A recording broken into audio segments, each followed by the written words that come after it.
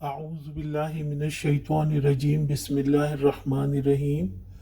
ليس على العام حرج ولا على الأعرج حرج ولا على المريض حرج ولا على أنفسكم أن تأكلوا من بيوتكم أو بيوت آبائكم أو بيوت أمهاتكم أو بيوت إخوانكم أو بيوت أخواتكم أو بيوت عمامكم أو بيوت عماتكم أو بيوت أخوالكم أو بيوت خالاتكم أو ما ملكتم مفاتحه أو صديقكم ليس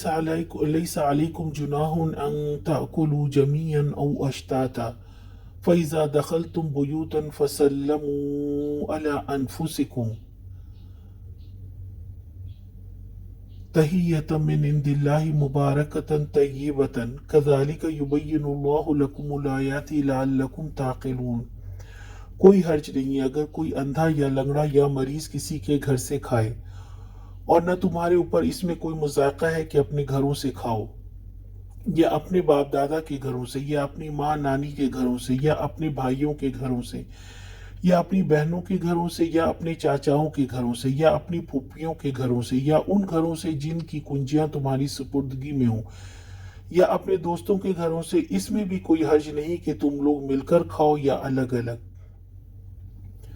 البتہ جب گھروں میں داخل ہوا کرو تو اپنے لوگوں کو سلام کیا کرو۔ دعائے خیر اللہ کی طرف سے مقرر فرمائی ہوئی بڑی بابرکت اور پاکیزہ ہے۔ اس طرح اللہ تعالیٰ تمہارے سامنے آیات بیان کرتا ہے، توقع ہے کہ تم سب سمجھ بوجھ سے کام لوگے۔ اللہ تعالیٰ فرماتے ہیں کوئی حرج نہیں ہے اگر کوئی اندھا یا لنگڑا یا مریض کسی کے گھر سے کھائے، اور نہ تمہارے اوپر اس میں کوئی حرج ہے، مذائقہ ہے کہ اپنے گھروں سے کھاؤ، یا اپنے باپ دادا کے گھروں سے، یا اپنی ماں نانی کے گھروں سے، یا اپنے بھائیوں کے گھروں سے، یا اپنی بہنوں کے گھروں سے، یا اپنے چاچاؤں کے گھروں سے، یا اپنی پھوپھیوں کے گھروں سے، یا اپنے ماموں کے گھروں سے، یا اپنی خالاؤں کے گھروں سے، یا ان گھروں سے جن کی کنجیاں تمہاری سپردگی میں ہیں، یا اپنے دوستوں کے گھروں سے۔ اس میں بھی کوئی حرج نہیں ہے کہ تم لوگ مل کر کھاؤ یا الگ الگ۔ البتہ جب گھروں میں داخل ہو تو اپنے لوگوں کو سلام کیا کرو۔ دعائے خیر اللہ کی طرف سے مقرر کی گئی ہے، بڑی بابرکت پاکیزہ ہے۔ اس طرح اللہ تعالیٰ ہمارے سامنے تمام آیات کو کھول کر بیان کرتے ہیں، اور ان آیات کو بیان کرنے کا مقصد یہ ہے کہ ہم سمجھ بوجھ سے کام لیں، اور وہ رشتے جو محرم ہیں ان کے ساتھ کھانے پینے میں کوئی مذائقہ نہیں ہے، اور وہ رشتے جو غیر محرم ہیں ان سے اجتناب کیا جائے، یا وہ لوگ جو معاشی طور پر